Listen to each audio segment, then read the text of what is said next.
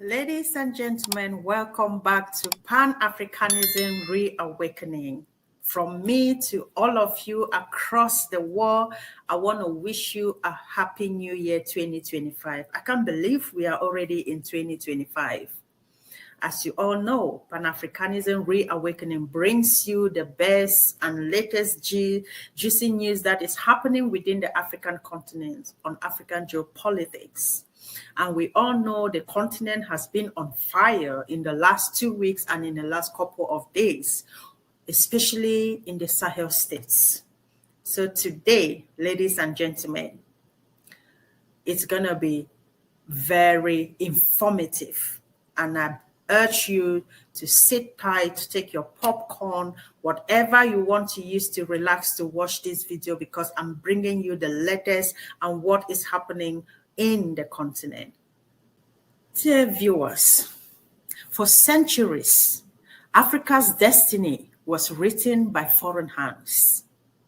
Colonizers divided our lands, exploited our resources, and dictated our futures.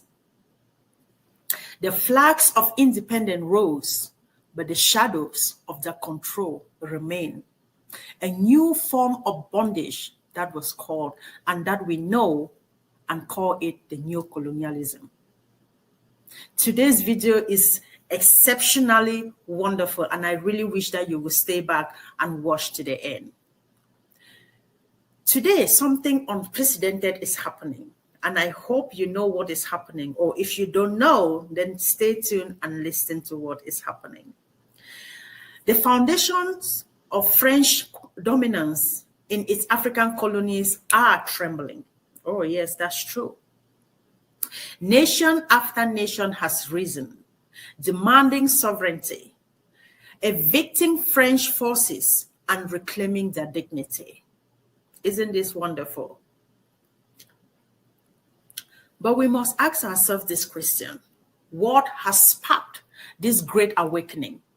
And also remember, this is Pan-Africanism Reawakening. So what has sparked this reawakening within the African continent against French dominance in Africa? Why now? Why not 20 years ago? Why not 40 years ago? Why not 50? Terrorism in the Sahel? They said they were only in the Sahel to fight or to combat terrorism and jihadist threat. But who created these wars and the very terrorists that France now claim to combat?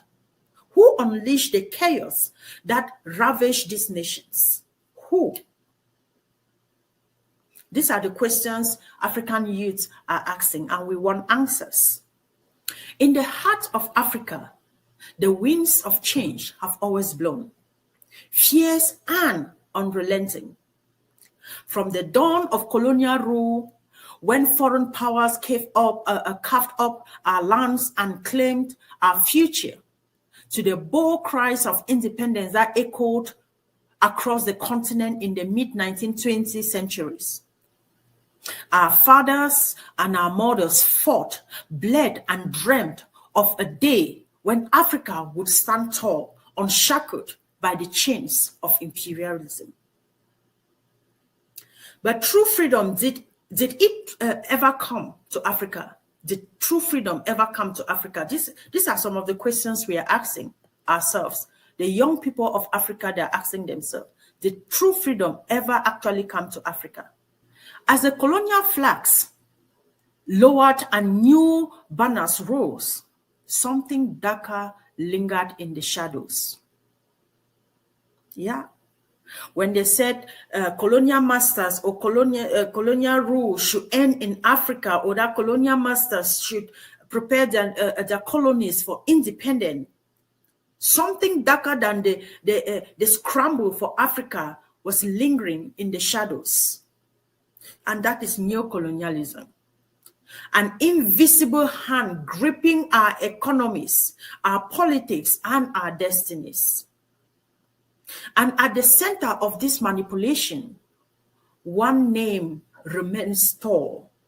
One name remains a nightmare to Africans' destinies, to most African nations, and that name is France. Why does France a country with no gold mines of its own, boasts one of the largest gold reserves in the world. Where does the gold come from? Where does the gold in the French reserves come from? If not from Mali, if not from Burkina Faso, if not from Niger, nations rich in natural resources but haunted by poverty for decades and decades. Why do African states, once chained by colonial rule, still pay a colonial debt into the coffers of Paris, decades after the flags of liberty were raised in Africa? Why do French African countries still pay colonial debt to the French treasury till today? Even when we claim these countries are independent and sovereign, these are the questions we should be asking ourselves. And this is why today's topic is very important and informative, because it's important for us to ask this question, go back into history and ask ourselves, how is it even possible that in the 21st century, we still have African leaders who bow to Paris, and when Paris snitches, the country catches cold? This is why we must ask these questions as African youths. Jihad and the terrorists, and not really, coordinating themselves with the Malian government, and it's not the same agenda. They want to do what they want with the Tuareg, you know, those who have declared the Azawad government. They want to be autonomous, and the French obviously are backing them and helping.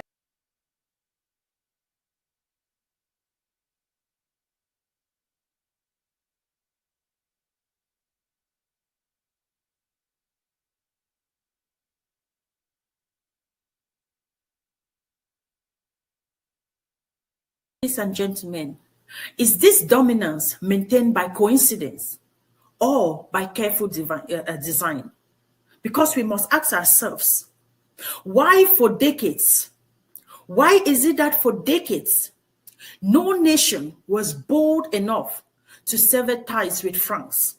Why is it that there was never a leader that rose to cut complete ties with France? We know that for a fact that any leader that tried to even do so met his untimely death. So could it be because their rulers were handpicked, murdered, and placed in power by foreign hands, puppets of Paris, designed to protect imperial interests rather than their own people? Could it be why it has lingered for this long? I told you today's video, it's going to be fire. What happens? But this is what we should ask ourselves. What happens when leaders emerge outside the control of their former masters? When leaders are born of struggle, not selection, forged by the will of their people, not by the approval of distant capitals.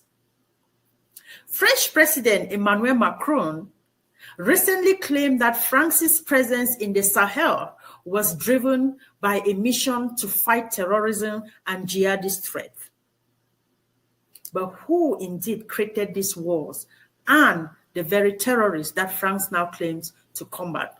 Who unleashed the chaos that ravaged these nations? So, ladies and gentlemen, let's look at what has been happening. These are the questions, thought-provoking questions that the youth of Africa are asking themselves. And we are asking our leaders and asking the young leaders also. But let us look at what is happening in present time Africa. In Burkina Faso, a coup in September 2022 swept away the old guard. Oh yeah, it did. Young leaders, untainted by neocolonial puppetry, seized power and declared sovereignty. Yes, we are talking about no other but the most loved of our time, President or Captain Ibrahim Traoré. They expelled French troops, defied foreign dominance, and reignited the spirit of Pan-Africanism. Mali followed, wary of being a pawn in the game of global power. Its transitional government demanded France's withdrawal. By 2023, French forces were gone from Mali. And this is what we are talking about, the wave of change that is happening in Africa. Niger, Chad, Guinea, they also began the fall of France in their countries. And now, in a move that has stunned the world, even Senegal, whose president, Bassirou Diomaye Faye, was trained in France, has rejected the hand that sought to puppet his nation. On December 27, 2024, he declared the closure of all French military bases, signaling a bold march towards sovereignty. France's president, Emmanuel Macron, laments, his voice heavy with disdain, questioning the gratitude of nations that dare to break free. But should Africa be grateful for the chains that bond it? This is a question we should ask ourselves. So should Africa be grateful for the chains that bond it?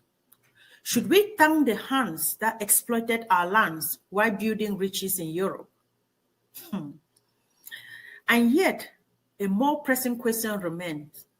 Is this the dawn of a new era in Africa? The Sahel Alliance, forged by Mali, Burkina Faso, and Niger, stands as a defiant monument to Pan-African unity. But who will join next? This is what we've been asking ourselves. We've seen what the nations that form the Sahel Alliance have been doing in recent years. So who is this next person that is going to join? Will this tidal wave of independence wash over the entire continent? Or will countries still ruled by aging dictators clinging to French favor continue to bow and scrap, allowing their people to be plundered? This is what we are asking. Will Nigeria remember what has been trending, the accusations leveled by the president of Niger against the president of Nigeria in the last week? So will Nigeria, the giant of Africa, break free from the clutches of neocolonial influence? Or will the giant of Africa remain silent as history demands actions? I told you today was going to be fire. Bien. Ladies and gentlemen, what we are witnessing is not just politics. It is a revolution. It is the people of Africa reclaiming what was rightfully theirs, their sovereignty, dignity, a future not dictated by the corridors of Paris, London, or Washington, but built in Bamako, Ouagadougou, and Dakar, and many others. So we ask, no, we demand to know, right? We are not asking. As a matter of fact, no, we demand to know, is this truly the beginning of Africa's final liberation? Is this actually the answered prayers to what our forefathers, the Kwame Nkrumahs, the Jomo Kenyattas, and the Patrice Lumumbas, and all those who fought, the Thomas Sankaras, who fought for Pan-African unity? Is this truly an answered prayers to that liberation call?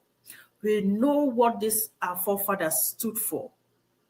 Will this wave of defiance sweep across the continent, uprooting every part or any little thing left of imperialism? Or will those who have feasted on our riches fight back, using every weapon of economic control and political subversion to keep Africa down? Will our African leaders continue to be puppets to the West, to be used against their own fellow Africans, to be used to kill their own fellow Africans? Will Africa truly stand to its feet and say no to imperialism and say yes to total sovereignty of their nations. The stakes have never been this higher in the continent. The time is now. History is indeed watching. Africa must rise. Okay, ladies and gentlemen, let's dive into today's again. Like I said, it was going to be a very informative and educative session today. So in recent years, we've all seen a significant geopolitical shift that has been unfolding across Francophone Africa. That is a fact. Nations such as Mali, Burkina Faso, Chad, Niger, Guinea, Senegal, and others are redefining their relationships with France. Their former colonial ruler, it sounds really nice, their former colonial ruler. This transformation is marked by the expulsion of French troops, renaming of streets, debt repayment, and a resurgence of national sovereignty. So let us go straight into what this is all about. Let us dive into the latest developments that are reshaping the dynamics between these African nations and France. Let us see what is at stake here. Let's look at military expulsion. Okay, what is this about? Military, France and most of these French colonies have been in some military agreements and France, of course, is claiming it's there to protect them. But these countries are redefining the terms of the agreement and saying we don't need your military, because when you control our economy, you control the politics, you control our military, you control our resources, you control our finances. What more do we have? The presidents are controlled by you. What exactly does any of these nations have to their name? So they are redefining that. And we are looking first at military expulsions, right? And we've seen a wave of military coup and rising of anti-French sentiments that have led to several West African countries to terminate the defense agreements with France. We've seen this happen.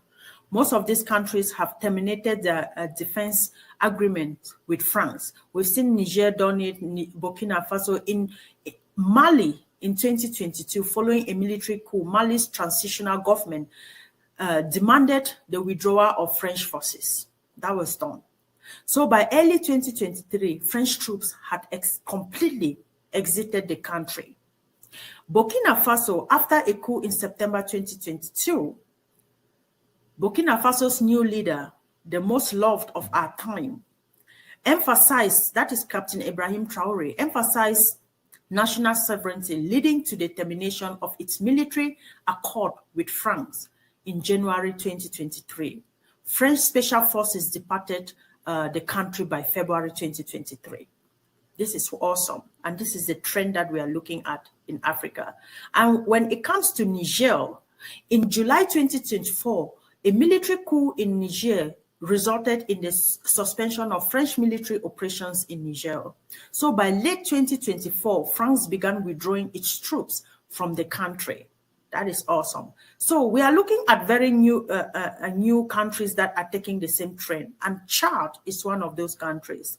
Chad, in November 2024, Chad announced the end of its defense cooperation pact with France. The withdrawal process commenced in December 2024 with French warplanes departing from N'Djamena, Chad. That's the capital of Chad.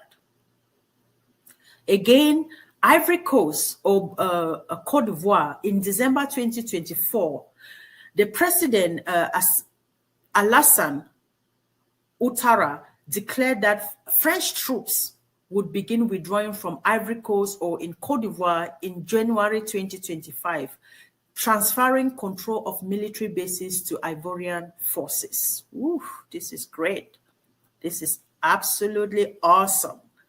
And Senegal, which is the most, it's funny because the Senegalese president was actually trained in France, and France prepared him to come and be one of the puppets. But the young man said, No, we need change in Africa. So despite initial expectations that President Bassirou Diomaye Faye, educated in France, would maintain close ties with Paris, Senegal announced the closure of all foreign military bases, effectively ending France's military presence in the country. This decision was made public on December 27, 2024. Ladies and gentlemen, this is magnificent. This is awesome. So these expulsions signify a broader desire of autonomy and a rejection of neocolonial influence in these countries. And we must be able to appreciate these countries. And as young Africans, we must applaud the move that has been, the respective moves taken by these countries and by the leaders that are leading these countries. And if you look at these nations, you see that its leaders are just young leaders, Burkina Faso, Mali, Niger. Amongst all of this, you see that maybe it's even Chad or Cote d'Ivoire that have a little bit of aging presidents, but they are not in the likes of Paul Biya of Cameroon or Tinubu's of Nigeria. You see that these are young leaders that feel the need for Africa to stand on its feet.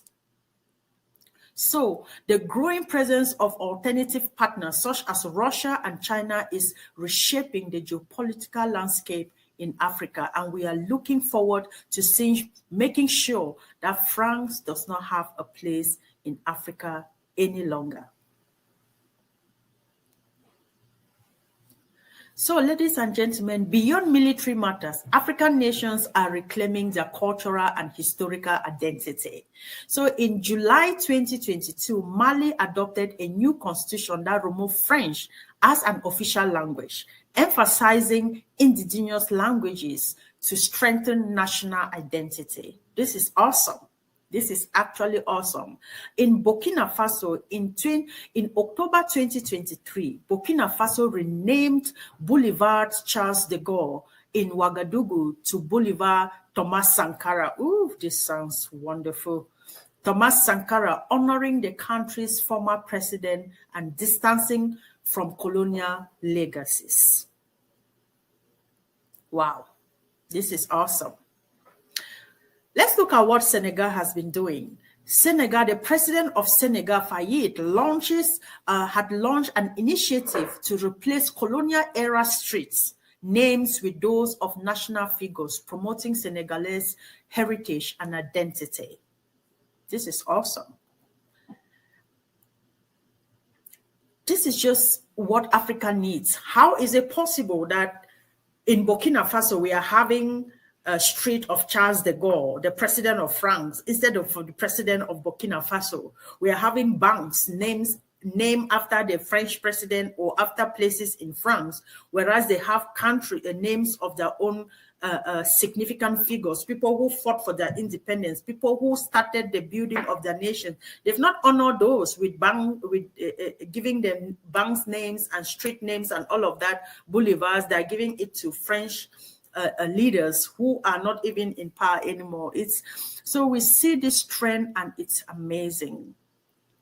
So renaming streets and removing colonial era symbols are acts of reclaiming history and asserting independence. And all African leaders must rise and do same. This is important because you can't go to France and see them putting a street there calling it Thomas Sankara Street. It will never be heard of in the history of France, or calling it a name of an African president or the name of an African hero or anything. It can never happen. So these changes reflect a broader movement towards decolonization and cultural renaissance in Africa. Let us look at economic reforms and debt repayments. This is very important. They've always had their clutches over African countries because of debts that African leaders or nations have often been owing these colonial masters, including the World Banks and the IMF. But look at what has happened in recent years. African markets, infrastructural projects, and meetings with international partners are very important. So economic sovereignty is a crucial aspect of this transformation. And this is what these countries have taken upon themselves to do. Debt repayment, let's look at debt repayment. Several African I say this is Intervlog, and today we are in Burkina Faso. We are in Burkina Faso because there is one important development going on in Burkina Faso right now as I'm talking to you, and this development is unbelievable. I have never seen anything like this happening in Africa, but it is happening right under our nose. This development going on in Burkina Faso is making me to be happy. This is the first time I am being very happy for a president in Africa, and that president is Captain Ibrahim Traoré. What Captain Ibrahim Traoré did is unbelievable. For some of you who don't know about Ibrahim Traoré, Ibrahim Traoré took over not up to 3 years and became the Burkina Faso's leader. Since then, he has been loved by many people in Burkina Faso. Also many people in Africa. But this his love, which he got from people, did not got into his head because he knew his target. His target is to improve development, employment, agriculture in Burkina Faso. France has acknowledged, and the way he did it is unbelievable. Expressing a desire to refine its What you are looking at is 400 tractors, why must France 239 have a tillers. rule in Africa? This is the tillers, for some of you who do not know what it is a tractor that you can ride manually, like a wheelbarrow. President Emmanuel Macron stated, and also motor pump, which is water pump. This is for irrigation. Viral, where he emphasized that the French, this money, he's supposed to have used it to buy cars, because presently, he is driving Land Rover Defender, 2001 model, which is costing about $12,000. But he decided not to change that vehicle. Anywhere he goes, he uses it. Instead of to change cars, Africa's leader have decided to go in to make a nice farming with the little money they have. And what you are seeing is unbelievable. It is the first time in Africa that a president said no for enjoyment, but decided to go for agriculture, which will create employment and produce food for the people. Who created this jihadist threat in the first place? Who created the wars? Who created the chaos that they claim to now be fighting against? So this is very important. And we can see that France is facing a very complex challenge in redefining its relationship with African nations amongst growing anti-French sentiment across its colonies in Africa, and not just its colonies, but across the entire Africa, because it has wreaked havoc in the entire continent, and everyone is sick and tired of France's domination in Africa. So it's important that it should know its place. It should stay in Europe. France is in Europe. They should remain in Europe and assert domination in Europe and leave Africa the head alone. So, ladies and gentlemen, this has been a very important outing that I felt it was important for us to have this conversation and look at the latest development in African geopolitics and what has been happening in recent years and recent months. And we hope to see more African countries coming out to express their disalignment with France and other colonial masters who still linger in the dark, using puppets to rule African nations and exploit African resources. So it has been a pleasure to bring this to your attention, to your decks, to your homes, on your phones, wherever you'll be watching this from. And we must, as African youth, come up often to ask these very thought-provoking questions and to talk about these things so that we may sensitize our youth and send messages to our leaders that who can listen to us, because I believe that Burkina Faso is acting the way it's acting now. President Ibrahim Traoré, as a youth, is because he's been talking to the youth, and Fayed and all the others is because they are youths and they understand the plight of the youth and know that the youth are the leaders of the nation. So thank you very much, and we look forward to seeing you all in our next episode, and keep watching Pan-Africanism Reawakening for more updates on African geopolitics. God bless you and Happy New Year.